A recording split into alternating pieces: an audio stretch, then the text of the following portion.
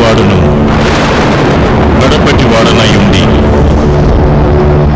మృతుడనై మరలా బ్రతికినవాడు చెప్పు సంగతులేవనగా, నీ శ్రమను దరిద్రతను నేనెరుగుదును.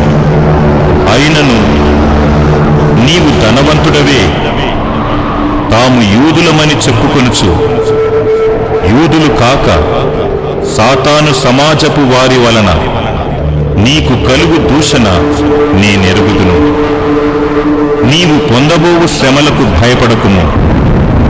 ఇదిగో, మీరు శోధింపబడినట్లు అపవాది మీలో కొందరిని